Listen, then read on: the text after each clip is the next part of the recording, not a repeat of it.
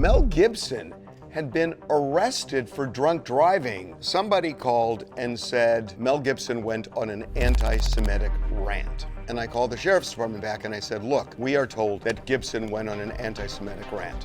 Absolutely not true. And if you run this, you will ruin TMZ. I mean, how dumb do they think we are? This was a cover-up. The deputy was specifically told, take all of this out. My name is Harvey Levin, and this is Pop Culture History.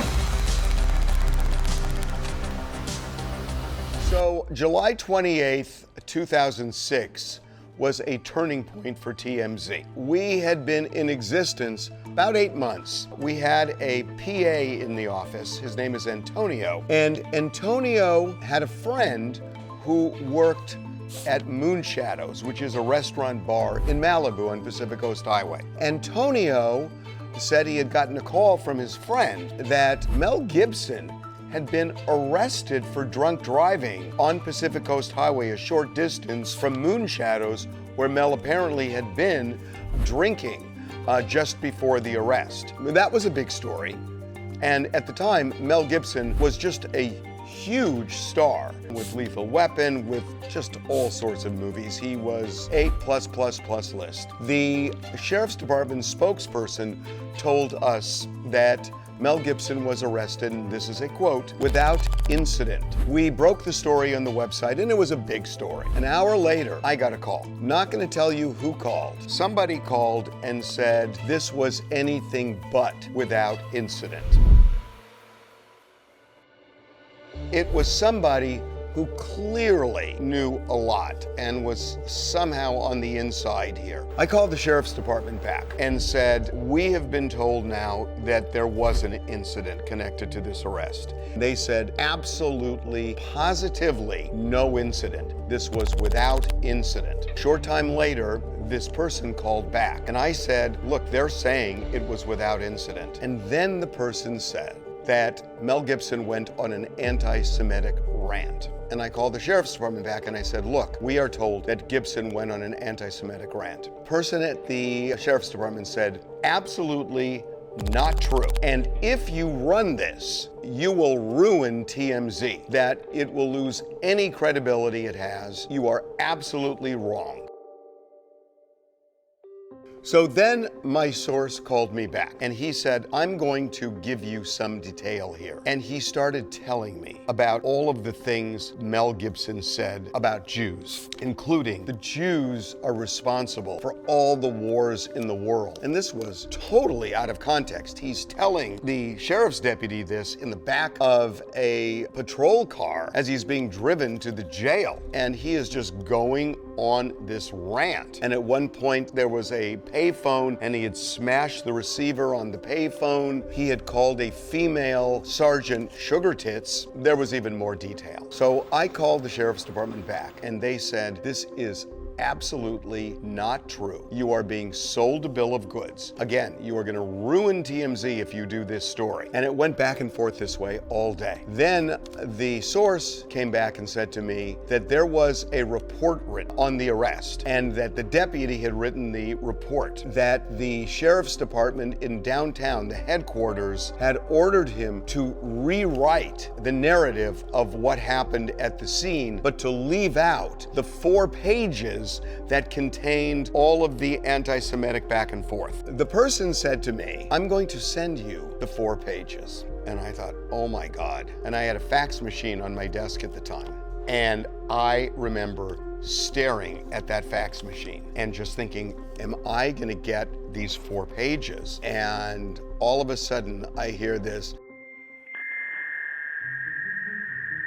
and a page emerges, and I pick it up, and it is the narrative, and then another, and another, and another. So I am now holding 4 pages clearly written by this deputy. And I called the sheriff's department back. I called back and I said, I have the 4 pages that were taken out of the report. And I read it to him. And what I got back was, we are going to submit all the information to the district attorney. And I said, wait a minute, that's not what you said to me. You said to me it was not true. It was a lie, that we would ruin ourselves if we published it. And obviously at that point, I knew this was the story. I believe it was at around 8 o'clock. It was a Friday night. We broke the story about not just that Mel Gibson was arrested, but there was this anti-Semitic rant that he had gone on, and then all of the other things that happened as he was taken to the police station and inside the jail cell. And at some point later, I got a call from Mel Gibson's rep, and I remember thinking, wow, they are going to deny this story,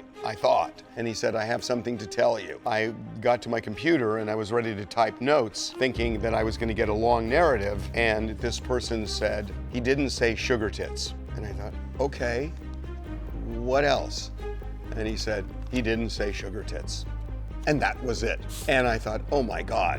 It was, a story that went around the world, it seemed, almost immediately. I'm not taking pleasure in this because honestly, to me, the bigger story than Mel Gibson was the sheriff's department lying to protect him. But it was a story that really changed things, and it's where everybody said, wow, how did TMZ get this story? People ask this many, many times over the years, and this is what we do. I mean, we have contacts. The officer involved, his name is James Mee.